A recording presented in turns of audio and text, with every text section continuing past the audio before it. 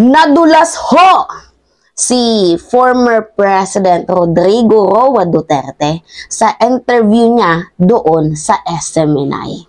By the way, ICC is waving.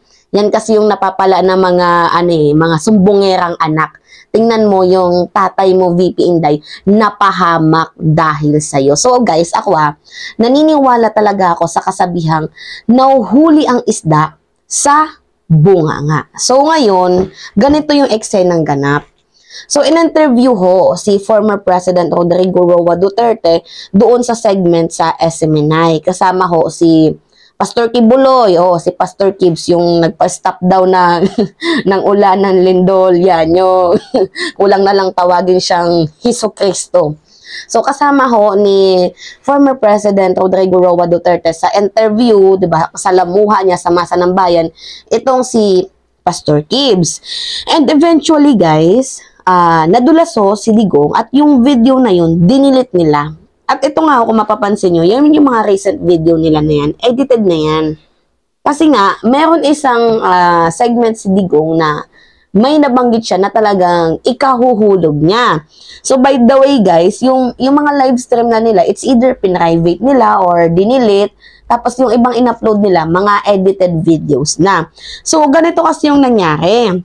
Mamaya may papakita akong video. Umamin ho si former President Rodrigo Roa Duterte na pumapatay siya, kumikitil siya, nagpapategi siya ng tao gamit ang confidential funds, ang intelligence funds ng sambayan ng Pilipino. Nako, mabigat-bigat yon. Kasi guys, actually kung wala naman talagang tinatago itong SMNI, kung sa tingin nyo ay walang baho si former President Rodrigo Roa Duterte, and then ipagpatuloy nyo yung video, wag nyo i-private, wag nyo i-delete. Pero ang tanong dito, isa sa nakakapagtaka bakit dinilit? So, paano mo naman nasabi, Mima, na dinilit? Kasi, nag-message sa akin si Takero Miyamoto at syempre, sinadya sa akin yung link coming from Al-Alibugha. So, yung video na yun, link naman siya, and then yung pag-open, videos is unavailable, ganun na. Pero, ito yung isa sa maganda kasi may naka-screen record at nakuha ko yung video na yun. So, nakakaloka, grabe.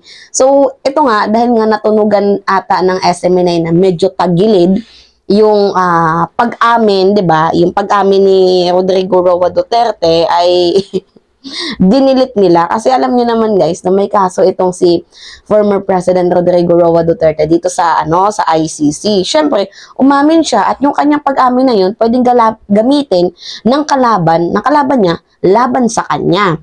So, 'di ba? Alam niyo naman yung ICC mabusisi at hindi pinapapasok ni Digong dito sa bansang Pilipinas. Syempre, ayaw niyang mabisto yung kanyang kabalbalan Pero anyway, sa mga hindi pa ho nakakakita ng video, papakita ko kung paano niya inadmit, paano siya umamin na pumapatay siya ng tao without due process. Magugulat kayo sa eksenang ganap na to. Nako, wait lang. Mga komunist na dyan sa Congress, yung mga left, how did you spend the money all this? Do not make yourselves an exception. Ako, Presidente, open. You go back in time, buksan mo lahat.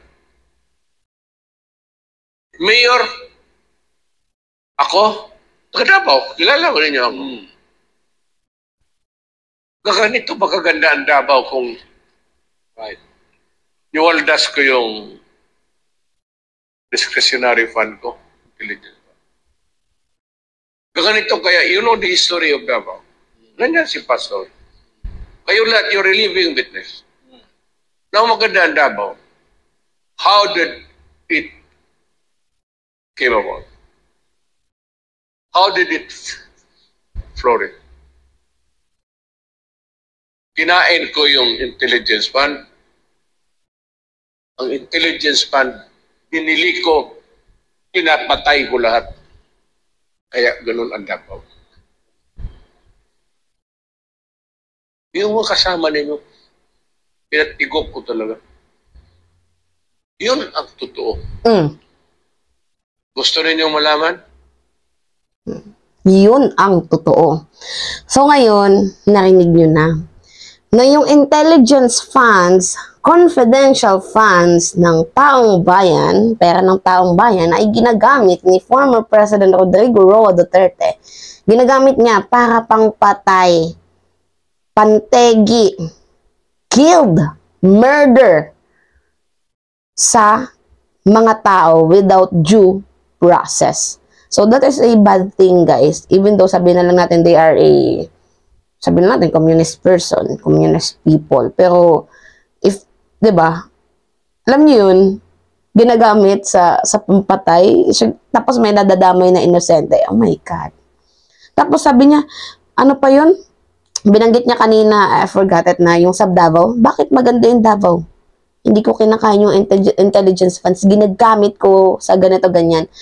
FYI, hindi naman ho naging successful yung Davao or umunlad yung Davao because of, sabihin na lang natin na dahil sa intelligence funds na yan, sa ginagamit na pondo. No.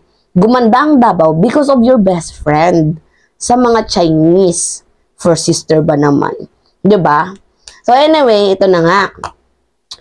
Yung admittance ni former President Rodrigo Roa Duterte sa kanyang video, diba, yung admittance niya na yan, na ginagamit niya ang intelligence and confidential funds, diba, sa pampatay ng mga tao without due process, ay pwedeng gamitin ng laban sa kanya. Kaya nga ito yung sinasabi ko, diba, nahuhuli ang isda sa bunganga. At alam nyo naman na ito, diba, new murder cases against Philippine leader filed before ICC. So, madami hong mga nagrereklamo na dito kay former President Rodrigo Roa Duterte dahil sa hindi niya makatarungang pagpatay sa mga tao. So, ngayon, itong ano na yan, video na yan, it will serve as evidence. And then, apparently, dahil natunugan ng SMNI, wala, DDS yung ano ng mga SMNI na yan eh. Natunugan ng SMNI na, ay, medyo tagilid tayo nito. Mahirap na. Ginawa nila, inedit nila yung live stream, tapos, ang iba pinrivate. Diba, tama ba yun? Ha? News blocking din kayo eh. Alam nyo dati, I supposed to, humahanga ako dito sa SMNI. But now, wala na. May biases talaga sila. Literal na mayroong biases. Nakakalungkot isipin lang, nalulungkot lang ako isipin na ganito, alam nyo naman na may nangyayari hindi kagandahan tapos itatago nyo pa. So, nagsimula kasi yung lahat ng yan, guys, dito kay Intay. So, diba, kaya nga sinabi ko sa inyo sa pinakauna kong video na kung hindi sana sumbongera itong anak niya, diba? Hindi sana sumbongera, hindi sana nalaglag yung tatay niya. So, itong si Inday, di ba pumutok yung issue about sa confidential funds. So, ngayon, umuwi siya ng Davao, nagsumbong siya sa kanyang ama na kahit alam naman natin na hindi sila magkasundo, pero apparently, di ba, blood is thicker than water. Ngayon, kailangan niya yung ama niya. Kailangan niya yung payo, advice ng tatay niya. So, nagsumbong, tapos, eto namang si Digong, nag-broadcast. Ang kamalian nga lang, medyo nalaglag siya sa ibang dako. So, kung hindi sana sumbongera itong si Inday, hindi sana magkakaganyan yung kanyang tatay.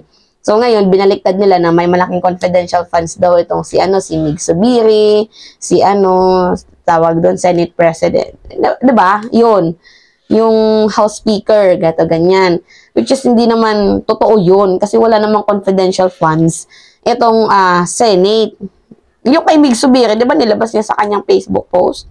Wala siyang confidential funds.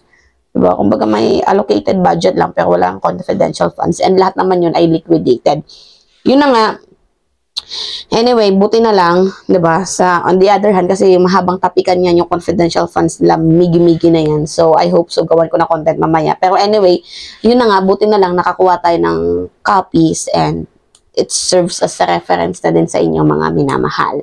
So anyway, yun lamang ho guys. At it's me again, si Mima Lishin at nagbabalik ulit para sa ating panibagong video. Mga ingat po kayo. So don't forget to click subscribe, hit the notification bell guys, like and share para ho sa madaming updates sa ating bayan.